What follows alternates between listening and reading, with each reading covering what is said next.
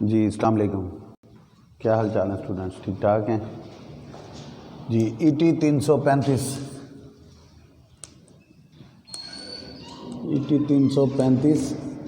ए chapter number 10।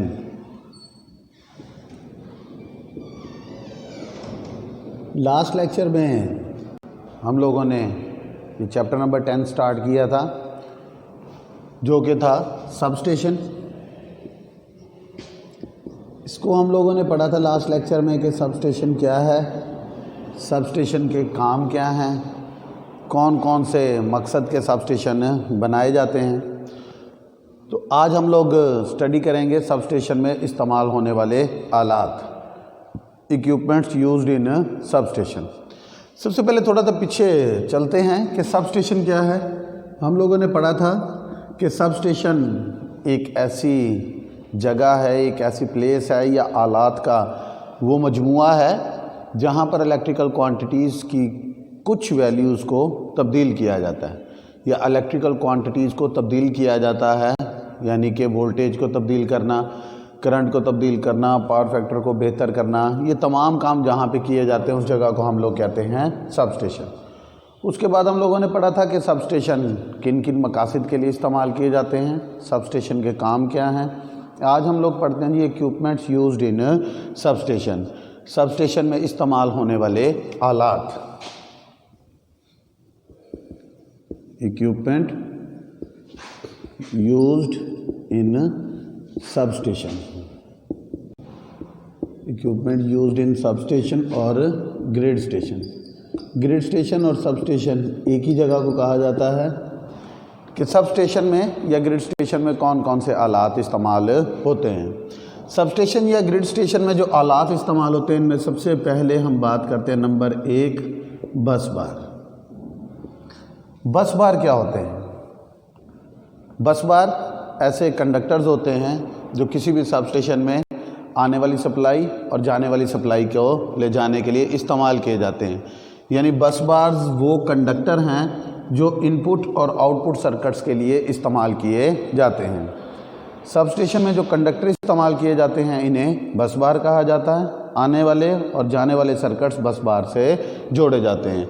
यानी ये वो सबस्टेशन हैं, वो कंडक्टर्स हैं जो किसी भी सबस्टेशन में आने वाली सप्लाई और जाने वाली सप्लाई के लिए इस्तेमाल किए जाते हैं। उन कंडक्टर्स को हम लोग कहते हैं बस बार। ये बस बार्स फ्लेक्सिबल भी हो सकते हैं और सख्त यानी कि रिजिड भी हो सकते हैं। दो टाइप्स के कंडक्टर हम लोग इस्तेमाल करते हैं, एक फ्लेक्सिबल यानी कि लचकदार, और दूसरे कंडक्टर जो हमारे पास होते हैं उन्हें हम लोग कहते हैं सख्त या रिजिड बस बार। फ्लेक्सिबल की सूरत में जो कंडक्टर इस्तेमाल किए जाते हैं वो होते हैं ACSR। ये हम लोग पहले पिछले प्रीवियस चैप्टर के अंदर पढ़ चुके हैं कि ACSR कंडक्टर्स क्या होते हैं। और जो एल्यूमिनियम के लिए रिजिड बस बार के लिए इस्तेमाल किए जाते हैं वो होते हैं हमारे पास एल्यूमिनियम ट्यूब्स के बने हुए, एल्यूमिनियम ट्यूब्स।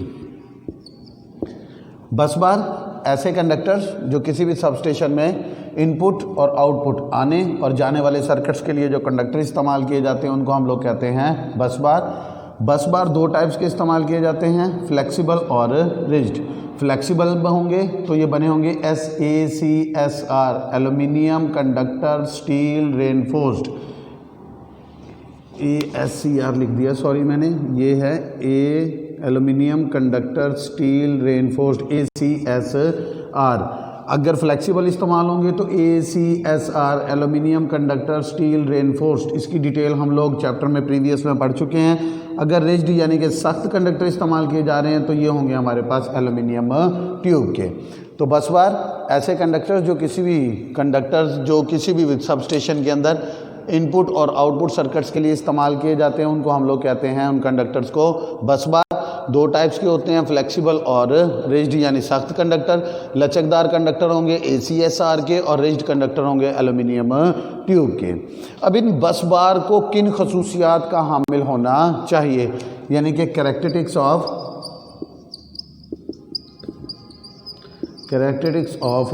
बस बार। बस बार की खसूसियात या इन बस बार को किन खसूसियात का हामिल होना चाहिए।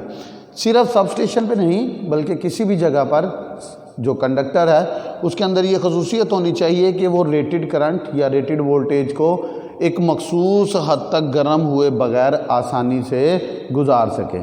यानी सब स्टेशन में बस बार्स नॉर्मल और ओवरलोड करंट को एक मखसूस हद से ज़्यादा टेम्परेचर बढ़े बगैर मुसलसल गुजार सके, यानी कि उसकी जो वैल्यूज़ हैं, जो रेटेड करंट है, रेटेड वैल्यू है, उसको आसानी से बगैर हीट अप हुए गुजार सके।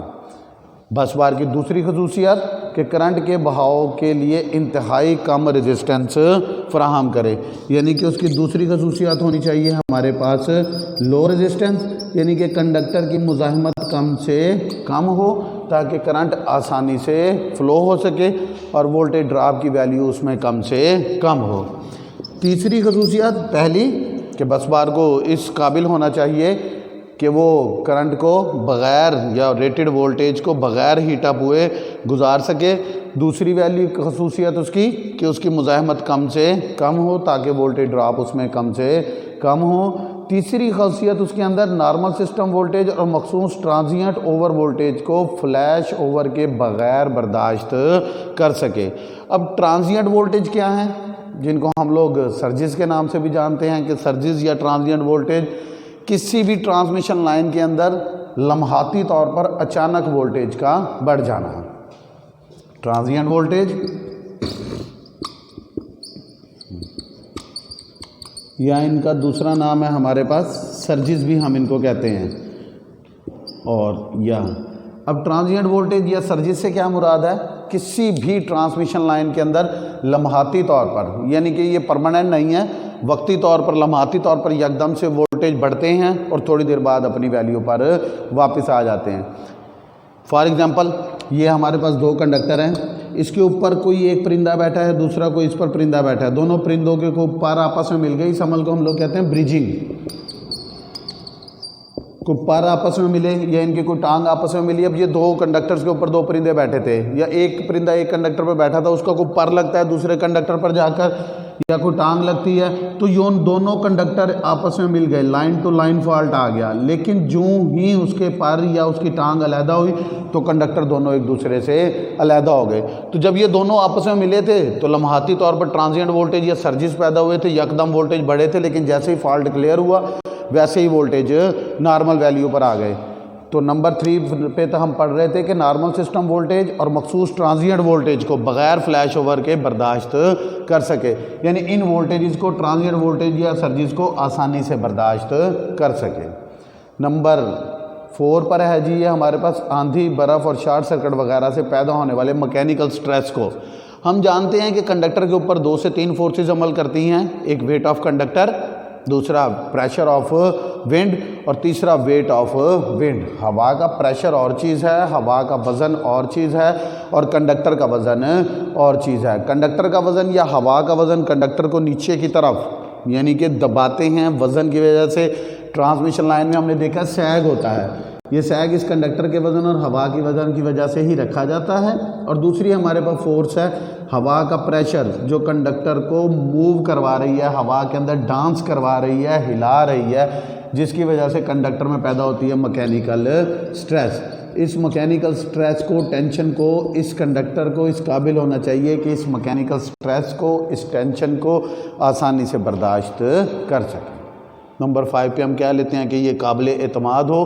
तो ये था हमारे पास बस बार की इकसाम और बस बार की खसूसियात। नंबर 2 पे चलते हैं जी हम लोग, इसको हम लोग रफ़ कर देते हैं, अभी रफ़ कर देते हैं ताकि ये ख़त्म हो जाए।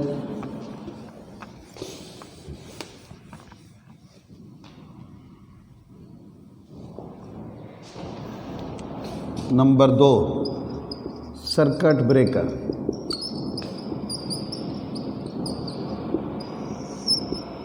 सर्किट ब्रेकर हम लोग आम रूटीन में लगे हुए भी देखते हैं, फर्स्ट ईयर में भी हम लोगों ने इसको पढ़ा था, सेकंड में भी पढ़ा था। नाम से जाहिर है सर्किट ब्रेकर, सर्किट को ब्रेक करवाने वाला एक ऐसा आला जो नॉर्मल और एबनॉर्मल हालात में सर्किट को मेक और ब्रेक करवाने के लिए इस्तेमाल किया जाता है, उसको हम लोग क्या कहते हैं, सर्किट ब्रेकर। सर्किट ब्रेकर क्या कर रहा है, नॉर्मल और एबनॉर्मल कंडीशन में, नॉर्मल और एबनॉर्मल कंडीशन के अंदर सर्किट को मेक और ब्रेक करवाता है। यानी नॉर्मल और एबनॉर्मल कंडीशन में सर्किट को तोड़ने और जोड़ने के लिए, मेक और ब्रेक कराने के लिए हम लोग क्या इस्तेमाल करते हैं, सर्किट ब्रेकर। नॉर्मल हालात यानी जिस वक्त सिस्टम पर कोई फॉल्ट नहीं है, और एबनॉर्मल हालात जिस वक्त सिस्टम फॉल्टी है। नॉर्मल हालात में जब लाइन पर सिस्टम पर कोई फॉल्ट नहीं है, उस वक्त हम हाथ के ज़रिए मैनुअली इसे एक स्विच की तरह ऑन ऑफ कर सकते हैं। लेकिन एबनॉर्मल कंडीशन के अंदर, यानी कि जिस वक्त लाइन पर सिस्टम पर कोई फॉल्ट होगा, ये सर्किट ब्रेकर ऑटोमेटिकली ऑपरेट होगा और सर्किट को लोड से, सोर्स से अलहदा कर देगा। नॉर्मल कंडीशन में ये एक स्विच की तरह हम इसे मैनुअली ऑपरेट कर सकते हैं। एबनॉर्मल कंडीशन के अंदर ये ऑटोमेटिकली, ये खुदकार निज़ाम के तहत लोड को सोर्स से यानी सप्लाई से अलहदा कर दे। तो ऐसे आले को हम लोग क्या कहते हैं, सर्किट ब्रेकर। सर्किट ब्रेकर हम जानते हैं कि दो कॉन्टैक्ट्स पर मुश्तमिल होता है, एक फिक्स कॉन्टैक्ट और एक मूविंग कॉन्टैक्ट। मूविंग कॉन्टैक्ट और फिक्स कॉन्टैक्ट नॉर्मल हालात में दोनों आपस में एक दूसरे से जुड़े हुए होते हैं, लेकिन एबनॉर्मल कंडीशन में जो ही फॉल्ट पड़ता है, मूविंग कॉन्टैक्ट फिक्स कॉन्टैक्ट को छोड़ता है और पीछे हट जाता है, दोनों कॉन्टैक्ट्स अलहदा हो जाते हैं और जो लोड होता है वो सोर्स से, सप्लाई से अलहदा हो जाएगा। सर्किट ब्रेकर एक ऐसा आला जो नॉर्मल और एबनॉर्मल दोनों कंडीशंस के अंदर सर्किट को मेक और ब्रेक करवाता है, उसको हम लोग क्या कहते हैं, सर्किट ब्रेकर। नंबर 3 पे चलते हैं जी हम लोग, आइसोलेटर। कुछ स्टूडेंट आइसोलेटर और इंसुलेटर को इकट्ठा समझ लेते हैं। आइसोलेटर और चीज़ है, इंसुलेटर और चीज़ है। आइसोलेटर एक ऐसा मैकेनिकल स्विच है जो नो लोड की हालत में, एक ऐसा मैकेनिकल स्विच जो नो लोड की हालत में सर्किट को तोड़ता है या सर्किट को अलहदा करता है, उसको हम लोग क्या कहते हैं, आइसोलेटर। बग़ैर लोड पर सर्किट की मुरम्मत की खातर सर्किट को ऑफ करने के लिए जो आला इस्तेमाल करते हैं हम लोग, वो क्या कहलाता है, आइसोलेटर। आइसोलेटर एक ऐसा मैकेनिकल स्विच होता है जो कि ऑफ हालत में, याद रखिएगा ये आइसोलेटर हमेशा नो लोड की सूरत में ओपन किया जाता है, कभी भी लोड की सूरत में हम इसे नहीं खोलेंगे। नो लोड की हालत में मुरम्मत के लिए सर्किट को बंद करना चाहते हैं, पहले हम लोग सर्किट ब्रेकर को ट्रिप करवाएंगे। सर्किट ब्रेकर जब ट्रिप हो जाएगा उसके बाद हम आइसोलेटर को खोल देंगे ताकि आसानी से हिफाजती इक़दाम के तहत उस सर्किट पर काम किया जा सके। सपोज़ करते हैं हमारे पास ये एक ट्रांसफार्मर है, ये ट्रांसफार्मर की इनपुट, ये ट्रांसफार्मर की आउटपुट। ट्रांसफार्मर के साथ लगा हुआ है लाइन पर ये एक सर्किट ब्रेकर। हमने क्या किया, इस सर्किट ब्रेकर को ओपन कर दिया।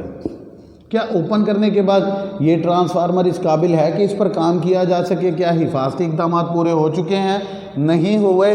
क्यों? क्योंकि सर्किट ब्रेकर एक इलेक्ट्रिकल क्वांटिटी से ऑपरेट होने वाली डिवाइस है। खुदा न खास्ता किसी भी वजह से इसका कॉइल डी एनर्जाइज हो जाता है तो इसके कॉन्टैक्ट्स आपस में दोबारा मिल जाएंगे और ट्रांसफार्मर सप्लाई से जुड़ जाएगा। इसके ऊपर जो बंदा काम कर रहा है उसे इलेक्ट्रिक शॉक लगने का ख़तरा है। हमने क्या किया, इसके दरमियान में लगा दिया एक आइसोलेटर, नॉर्मल हालत में जुड़ा हुआ है। हमने क्या किया, सर्किट ब्रेकर के कॉन्टैक्ट्स को ओपन किया, उसके बाद इस आइसोलेटर को खोल दिया।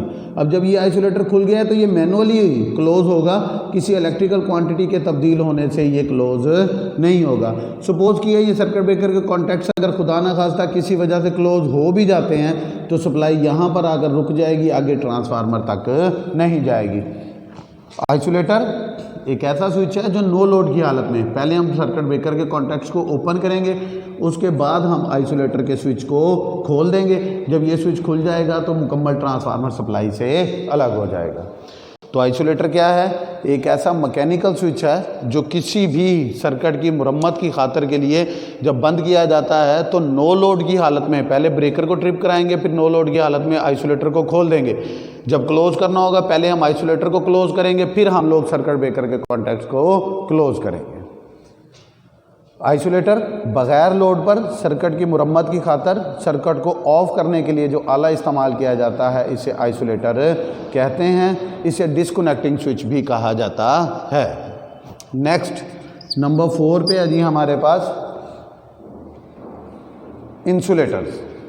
3 पे था आइसोलेटर और नंबर 4 पर है इंसुलेटर। इंसुलेटर्स क्या होते हैं हमने पढ़ा था फर्स्ट ईयर से, पहले चैप्टर से ही हम लोग कंडक्टर, सेमीकंडक्टर और इंसुलेटर्स को डिस्कस करते आ रहे थे। इंसुलेटर क्या होते हैं?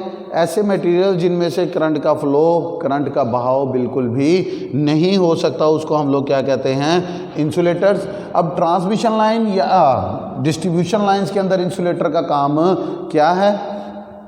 ट्रांसमिशन लाइन के अंदर इंसुलेटर या डिस्ट्रीब्यूशन लाइन के अंदर इंसुलेटर का काम ये होता है कि कभी आप देखें ट्रांसमिशन लाइन या डिस्ट्रीब्यूशन लाइन के साथ गोल्ड डिस्क, जी हम लोग पढ़े थे इंसुलेटर। इंसुलेटर हमने बात की थी अभी कि ऐसे मटेरियल्स होते हैं जिनमें से करंट का फ्लो बिल्कुल भी नहीं होता, उसको हम लोग कहते हैं इंसुलेटर्स। अब इंसुलेटर का ट्रांसमिशन लाइन और डिस्ट्रीब्यूशन लाइन्स के अंदर क्या इस्तेमाल है, किस मकसद के लिए इस्तेमाल किए जाते हैं? ये लाइव कंडक्टर और बस बार्स को सहारा फराहम करने के लिए इस्तेमाल किए जाते हैं। यानी कि लाइव कंडक्टर वो कंडक्टर जिनमें से वोल्टेज का फ़्लो, करंट का फ़्लो हो रहा होता है, उनको सहारा फराहम करने के लिए, और पोल्स और टावर्स को ट्रांसमिशन लाइन और डिस्ट्रीब्यूशन लाइन्स के कंडक्टर से अलहदा रखने के लिए हम लोग इस्तेमाल करते हैं इंसुलेटर्स। कभी आपने देखा डिस्ट्रीब्यूशन लाइंस तो सभी स्टूडेंट ने देखी होंगी। हमारे पास जो पोल लगे होते हैं गली मोहल्ले के अंदर, उसके अंदर आता है एक क्रॉस आर्म, लकड़ी का एक क्रॉस आर्म बना होता है। उसके ऊपर आपने देखा एक चॉकलेट से कलर का प्याला उल्टा करके रखा गया होता है और उस पर कंडक्टर होते हैं। वो एक जो चॉकलेट से कलर का प्याला उल्टा करके रखा गया है वो हैं पिन टाइप इंसुलेटर्स। इंसुलेटर्स क्या हैं? लाइव कंडक्टर को सहारा फराहम करने के लिए और ट्रांसमिशन लाइन के टावर्स और डिस्ट्रीब्यूशन लाइंस के पोल्स को कंडक्टर से अलहदा रखने के लिए हम लोग क्या इस्तेमाल करते हैं? इंसुलेटर्स। नंबर 5 पे है जी हमारे पास पावर ट्रांसफार्मर। पावर ट्रांसफार्मर हम लोग एसी मशीन में पूरा एक इसका चैप्टर पढ़ चुके हैं, चैप्टर नंबर 1 और chapter number 2, single phase transformer और 3 फेज ट्रांसफार्मर। पावर ट्रांसफार्मर किसी भी सबस्टेशन या ग्रिड स्टेशन के अंदर वोल्टेज लेवल को तब्दील करने के लिए जो हम इस्तेमाल करते हैं उसको हम लोग कहते हैं पावर ट्रांसफार्मर। सबस्टेशन पर वोल्टेज लेवल को तब्दील करने के लिए पावर ट्रांसफार्मर भी लगे होते हैं जिनका काम होता है आने और जाने वाले वोल्टेज लेवल्स को तब्दील कर देना। नंबर 6 पर हमारे पास ट्रांसफार्मर हम लोग पहले ऑलरेडी वैसे पढ़ भी चुके हैं कि ट्रांसफार्मर क्या होते हैं। वही डेफिनेशन जो हम लोग पहले पढ़ी है वो यहाँ पर भी आप लोग लिख सकते हैं। उसके बाद है जी हमारे पास CT and PT, current transformer और पोटेंशियल ट्रांसफार्मर। करंट ट्रांसफार्मर ऐसे ट्रांसफार्मर्स किसी भी सबस्टेशन के अंदर, किसी भी सबस्टेशन में पैमाइश करंट और voltage transformer CT and PT, current transformer and potential transformer. वैसे अगर इनको कंबाइन नाम दिया जाए तो हम इसको कहते हैं इंस्ट्रूमेंट ट्रांसफार्मर। इंस्ट्रूमेंट ट्रांसफार्मर के अंदर फिर इसकी 2 टाइप्स आ गई, नंबर 1 CT और नंबर 2 PT, करंट ट्रांसफार्मर और पोटेंशियल ट्रांसफार्मर। पैमाइश, प्रोटेक्शन और कंट्रोल के लिए करंट और वोल्टेज को स्टेप डाउन किया जाता है, यानी करंट को भी स्टेप डाउन किया जाता है, वोल्टेज को भी स्टेप डाउन किया जाता है ताकि पैमाइश और प्रोटेक्शन और इसको कंट्रोल करना आसान हो। तो करंट और वोल्टेज को स्टेप डाउन करने के लिए हम लोग क्या इस्तेमाल करते हैं? Instrument transformer. यानी किसी भी सब स्टेशन पर पैमाइश, प्रोटेक्शन और कंट्रोलिंग के लिए करंट और वोल्टेज को स्टेप डाउन किया जाता है। इस मकसद के लिए इंस्ट्रूमेंट ट्रांसफार्मर्स इस्तेमाल किए जाते हैं। इन्हें हम लोग करंट ट्रांसफार्मर और वोल्टेज ट्रांसफार्मर भी कहते हैं। नंबर 7 पे आ गया जी हमारे पास रिलेज। रिलेज क्या होती है? रिले एक ऐसी ऑटोमेटिक डिवाइस है, ये एक ऐसी ऑटोमेटिक डिवाइस होती है जो अपने कॉन्टैक्ट्स इस वक्त क्लोज़ करती है, यानी कि अपने आप को उस वक्त ऑन करती है। नॉर्मल हालात में इसके कॉन्टैक्ट्स खुले हुए होते हैं, लेकिन जो ही इसके कॉन्टैक्ट्स क्लोज़ होंगे इसका मतलब है कि सर्किट ब्रेकर को ऑफ़ करवाना है इसने। ये एक ऐसी ऑटोमेटिक डिवाइस है जो अपने कॉन्टैक्ट्स इस वक्त क्लोज़ करती है जब इसे उकसाने वाली क्वांटिटी करंट या वोल्टेज की वैल्यू इसकी महफूज सेट करदा वैल्यू से बढ़ जाती है। अगर हम बात करें कि अपने कॉन्टैक्ट्स यानी कि नॉर्मल हालत में रिलेज के कॉन्टैक्ट्स जो हैं वो ओपन रहते हैं, एबनॉर्मल कंडीशन में फॉल्ट की सूरत में ये अपने कॉन्टैक्ट्स को क्लोज करती है। जो ही इसके कॉन्टैक्ट्स क्लोज होते हैं सर्किट ब्रेकर को सप्लाई कॉन्टैक्ट्स को मूविंग कॉन्टैक्ट को एनर्जाइज करती है और मूविंग कॉन्टैक्ट फिक्स कॉन्टैक्ट को छोड़कर अलहदा हो जाता है। रिले को अगर डिफ़ाइन करूँ मैं अपने खुद के अल्फाज में तो हम कहेंगे रिले एक ऐसी डिवाइस है जो फॉल्ट सेंसिंग डिवाइस है, जो फॉल्ट को महसूस करती है, किस फॉल्ट को, जिस फॉल्ट के लिए वो लगाई गई है। रिले एक ऐसी डिवाइस है, एक ऐसी ऑटोमेटिक डिवाइस जो किसी भी सिस्टम के अंदर फॉल्ट को महसूस करने के लिए, सर्किट ब्रेकर को ट्रिप करवाने के लिए इस्तेमाल की जाती है। उसको हम लोग क्या कहते हैं? रिले। रिले बेसिकली दो कॉन्टैक्ट्स पर मुश्तमिल है। दोनों कॉन्टैक्ट्स नॉर्मल हालत में ओपन होते हैं, लेकिन जो ही इसकी सेट करदा वैल्यू से करंट या वोल्टेज की वैल्यू बढ़ेगी इसके कॉन्टैक्ट क्लोज हो जाएंगे। जो ही इसके कॉन्टैक्ट रिलेज के क्लोज होंगे इसका मतलब है सर्किट ब्रेकर के कॉन्टैक्ट्स ओपन हो जाएंगे, यानी सर्किट ब्रेकर ट्रिप हो जाएगा। यूँ कह लें आसान अल्फाज में कि सर्किट ब्रेकर को ऑपरेट कौन करवाएगा? रिले। और रिले किस वक्त ऑपरेट होती है? जिस वक्त करंट या वोल्टेज की वैल्यू इस पर सेट करदा वैल्यू से इंक्रीज हो जाएगी। तो अगर इसको थोड़ा सा और डिफ़ाइन करना चाहें तो हम कहेंगे कि रिले ये एक ऐसी ऑटोमेटिक डिवाइस है जो किसी भी सर्किट ब्रेकर को ऑपरेट करवाने के लिए इस्तेमाल की जाती है, और ये उस वक्त ऑपरेट होगी, उस वक्त काम करेगी जब इस पर सेट की गई करंट या वोल्टेज की वैल्यू इसकी सेट करदा वैल्यू से बढ़ जाएगी, तो ये ब्रेकर के कॉन्टैक्ट्स को ट्रिप करवा देगी। तो नंबर 8 पे आ गया जी हमारे पास अर्थ स्विच।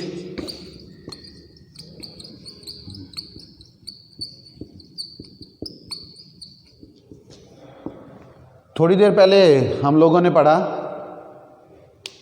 एक इक्विपमेंट जो सबस्टेशन में इस्तेमाल हो रहा है, आइसोलेटर। आइसोलेटर क्या है? एक ऐसा मैकेनिकल स्विच है जो किसी भी ट्रांसफार्मर को नो लोड की हालत में मुरम्मत की खातिर सप्लाई से अलहदा करने के लिए इस्तेमाल किया जा रहा है। उसको हम लोग क्या कहते हैं? आइसोलेटर। अब आइसोलेटर पे थोड़ा सा वापस चलते हैं हम लोग। एक ट्रांसफार्मर मुरम्मत की गर्ज से लगाया गया है। सपोज करते हैं ये एक ट्रांसफार्मर है, ये ट्रांसफार्मर की प्राइमरी, यहाँ पर लगा हुआ था इसका सर्किट ब्रेकर, इसको हमने ओपन कर दिया। ये इसका आइसोलेटर था, इसको भी हम लोगों ने ओपन कर दिया। क्या आइसोलेटर के खुलने के बाद, सर्किट ब्रेकर के कॉन्टैक्ट्स ओपन करने के बाद ये ट्रांसफार्मर इस काबिल है कि इसके ऊपर काम किया जा सके? क्या ये मुकम्मल तौर पर इस वक्त प्रोटेक्ट है? इस ट्रांसफार्मर, हमने एक मैट्रिक के अंदर, एक फिज़िक्स के अंदर एक बात पढ़ी थी, रेजिडुअल मैग्नेटिज्म, जिसको हम उर्दू में कहते हैं बाकी मांदा मकनातीसियत। जिस वक्त हम लोगों ने ट्रांसफार्मर को सप्लाई से अलहदा किया, हम जानते हैं ट्रांसफार्मर किस असूल पे काम कर रहा है? म्यूचुअल इंडक्शन के असूल पे। म्यूचुअल इंडक्शन क्या पढ़ा था हमने? कि एक एनर्जाइज कॉइल से दूसरा अनएनर्जाइज कॉइल चार्ज हो जाए या एनर्जाइज हो जाए तो उसको हम लोग क्या कहते हैं? Mutual induction. हो किसकी मदद से रहा? With the help of magnetic flux, यानी फ्लक्स की मदद से किसी एक अनचार्ज कॉइल से चार्ज कॉइल का चार्ज, अनचार्ज कॉइल का चार्ज कॉइल से चार्ज हो जाना क्या कहलाता है? Mutual induction. अब जिस वक्त हम लोगों ने ब्रेकर के कॉन्टैक्ट्स ओपन किए, आइसोलेटर भी खोल दिया, क्या इसके अंदर फ्लक्स फ़ौरन ख़त्म हो गया जाएगा या इसके अंदर कुछ फ्लक्स रह जाएगा? इसमें कुछ ना कुछ फ्लक्स की वैल्यू रह जाती है, जिसको हम लोग कहते हैं रेजिडुअल मैग्नेटिज्म। अब इसके अंदर जो कुछ थोड़ा बहुत फ्लक्स रह गया है वो इसके अंदर जाहिर सी बात है इंडक्शन का अमल भी करेगा। इसके अंदर कुछ ना कुछ चार्ज की वैल्यू भी रह जाएगी। इसका मतलब ये ट्रांसफार्मर अभी मुकम्मल तौर पर मुरम्मत की गर्ज के लिए सेफ़ नहीं है। हमने क्या किया? इसके साथ लगा दिया अर्थ स्विच। अब जिस वक्त हम लोगों ने ट्रांसफार्मर का सर्किट ब्रेकर ओपन कर दिया, लाइन का आइसोलेटर खोल दिया, हमने इस स्विच को भी क्लोज कर दिया ताकि इसके अंदर अगर कोई चार्ज की वैल्यू रह गई है वो तो ज़मीन में जाकर ग्राउंड हो जाए, डिस्चार्ज हो जाए। अब ये ट्रांसफार्मर काम करने के लिए मुकम्मल तौर पर सेफ़ है। जिस वक्त हमने ट्रांसफार्मर की सप्लाई को दोबारा बहाल करना है, सबसे पहले हम इस स्विच को खोलेंगे ताकि सप्लाई जुड़ने पर ये सारा का सारा चार्ज ग्राउंड ना होता रहे। फिर हम आइसोलेटर को क्लोज करेंगे, फिर हम लोग सर्किट ब्रेकर के कॉन्टैक्ट्स को क्लोज करेंगे, ट्रांसफार्मर दोबारा सप्लाई के साथ जुड़ जाएगा। बाकी इंशाल्लाह हम लोग नेक्स्ट लेक्चर में पढ़ेंगे। आज तक के लिए आपके लिए इतना काफ़ी है।